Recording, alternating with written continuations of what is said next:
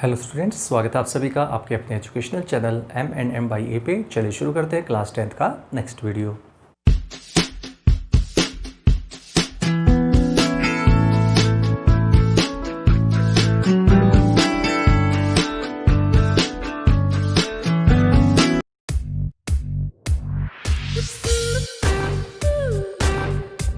Students, अब तक हमने 7.1 एक्सरसाइज कर ली है अप टू क्वेश्चन नंबर 7 तक। बीच में 6th क्वेश्चन मैंने टाइम की वजह से, क्योंकि लंबी वीडियो हो जाती है उससे वो मैंने थोड़ा सा उसमें स्किप कर दिया था। मैंने उसके बारे में इंट्रोडक्शन जरूर दे दी थी कि आप खुद भी प्रैक्टिस कर सकते हैं चाहे तो।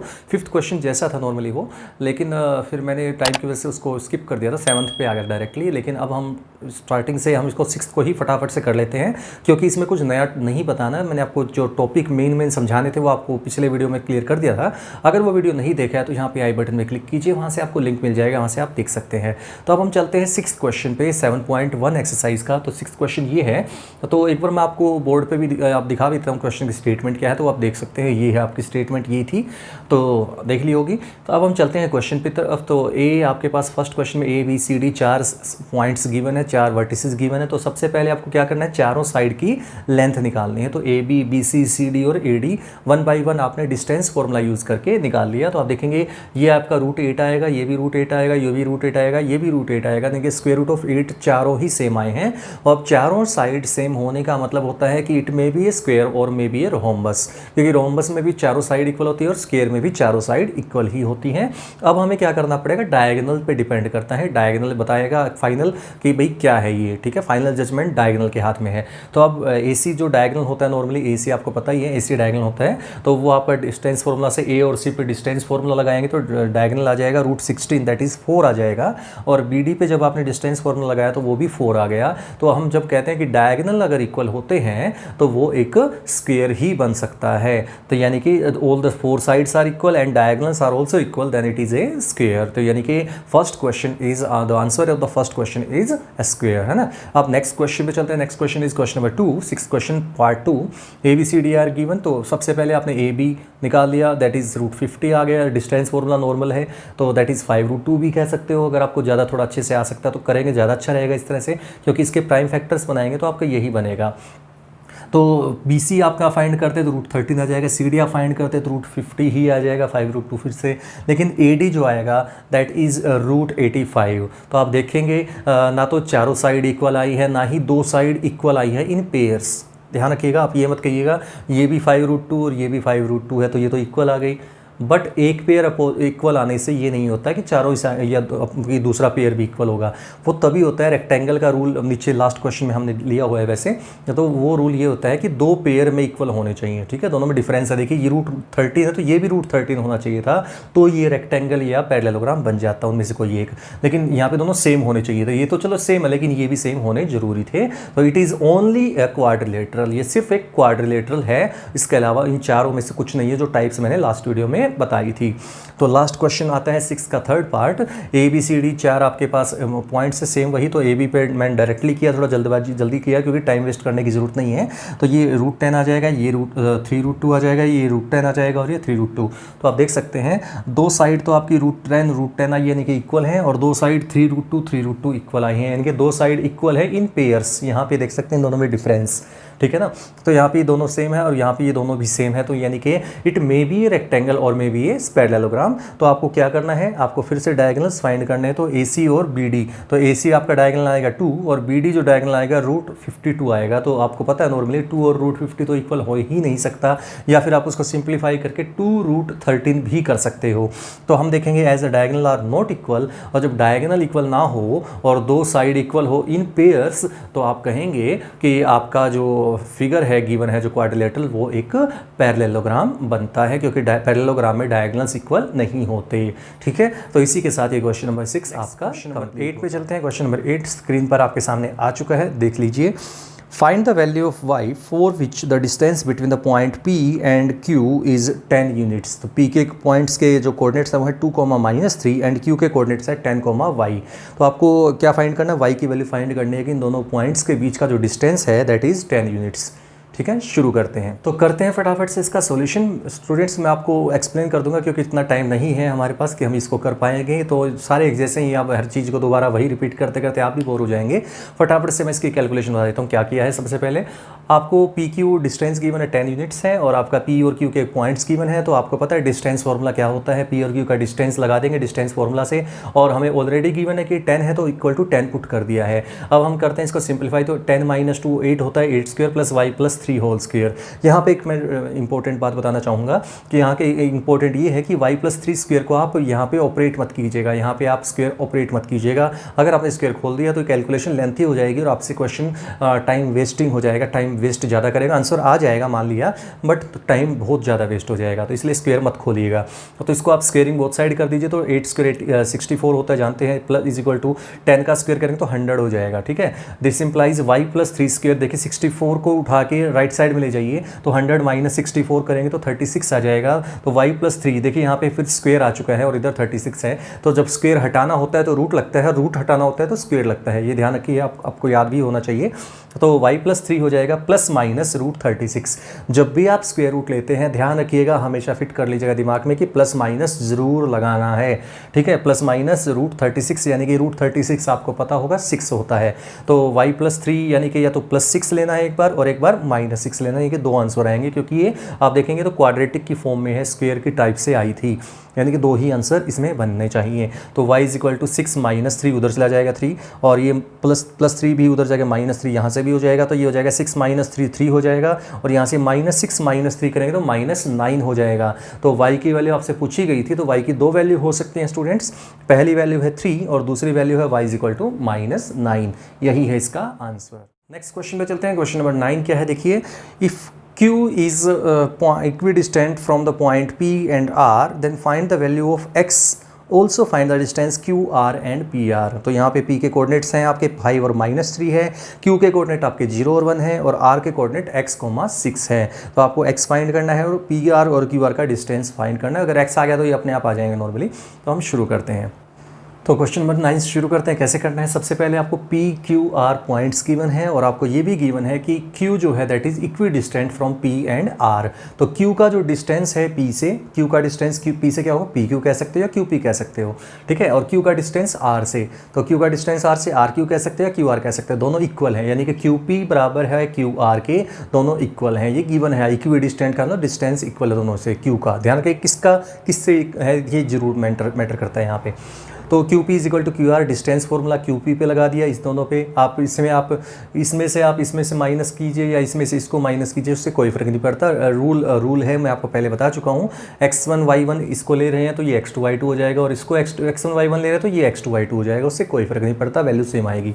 तो इसको सिंप्लीफाई करने से QP कुछ ऐसा आ जाएगा, QR ऐसा आ जाएगा, इस पर और इस पर लगाने से। तो दोनों को सिंप्लीफाई करने से यहाँ से फिर वही x² इज इक्वल टू 16 आ जाएगा, और जब भी स्क्वायर हटता है तो रूट लगता है, रूट लगता है तो प्लस माइनस भी आता है, मैं पहले बता चुका हूँ। तो ये प्लस माइनस रूट 16, तो यानी कि प्लस माइनस 4 आ जाएगा। तो यानी कि x इज इक्वल टू या तो 4 आएगा या -4 आएगा।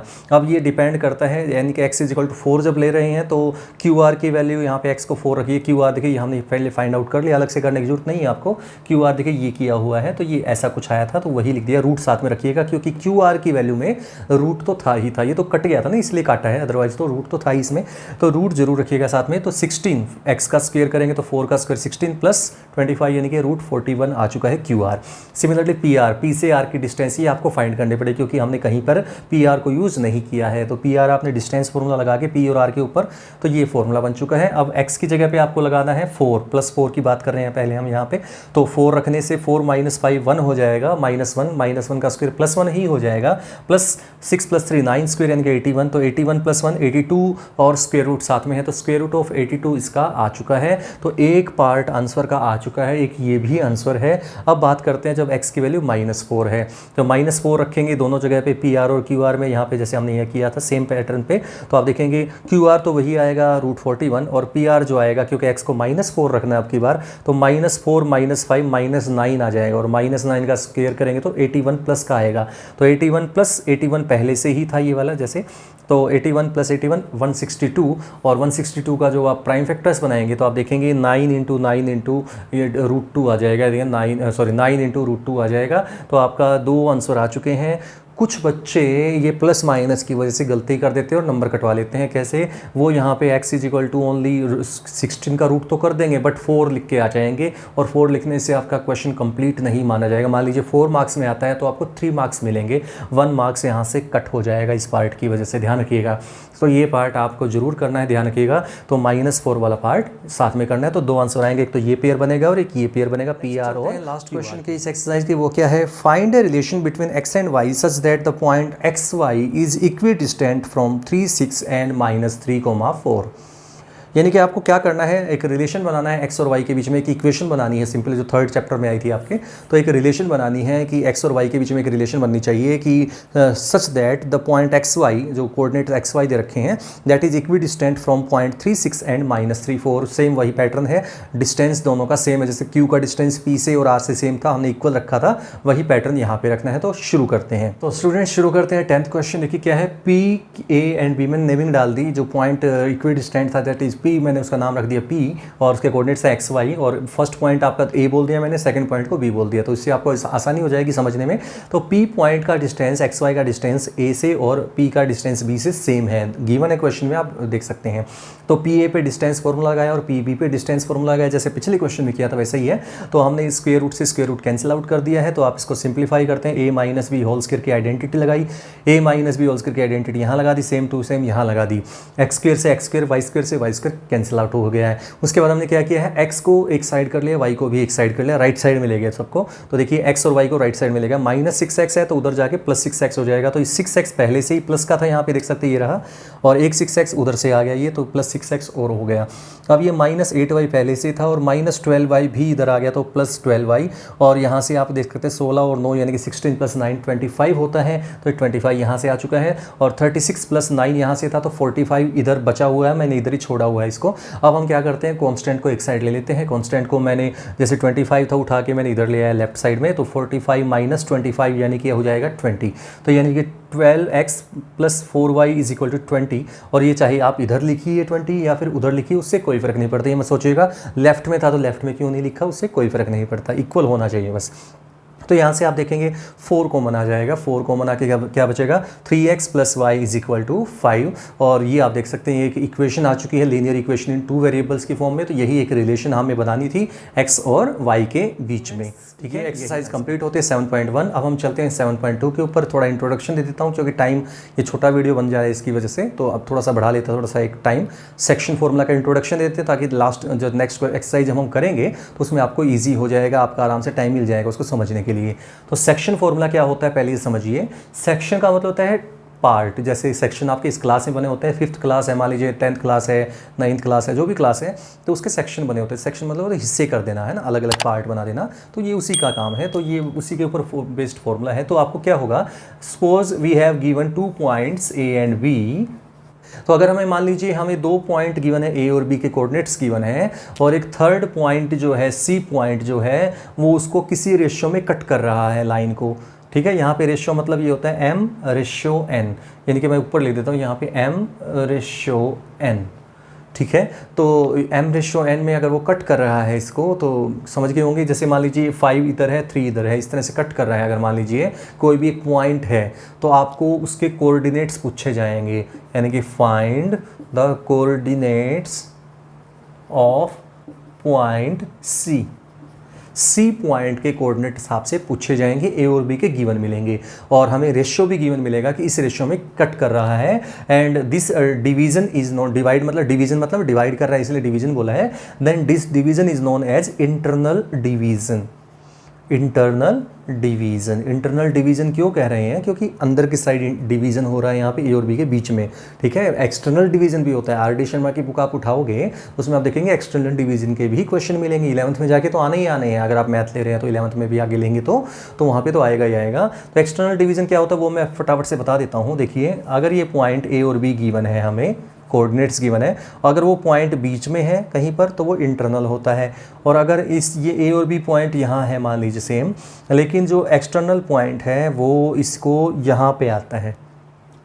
यानी कि उसको प्रोड्यूस करने से आता है, या तो इधर लेफ्ट साइड में या राइट साइड में, किसी एक साइड में प्रोड्यूस करने से वो पॉइंट सी जो है, थर्ड पॉइंट जो भी है, ए बी सी डी कुछ भी, इसको छोड़ के, ए बी को छोड़ के, पी क्यू आर एस जो भी, तो वो पॉइंट जो है वो इससे बाहर की तरफ है तो एक्सटर्नल डिवीज़न है, चाहे लेफ्ट में हो चाहे राइट में हो, और अगर बीच में है इन दोनों के तो होगा इंटरनल डिवीज़न। ठीक है, नॉर्मली जो एनसीईआरटी की जो बुक है उसमें आपको इंटरनल डिवीज़न ही चलता है, और जो एक्सटर्नल डिवीज़न है वो आर डी शर्मा की बुक में आपको क्वेश्चंस मिल जाएंगे, अगर आप प्रैक्टिस करना चाहो तो वहाँ से कर सकते हैं।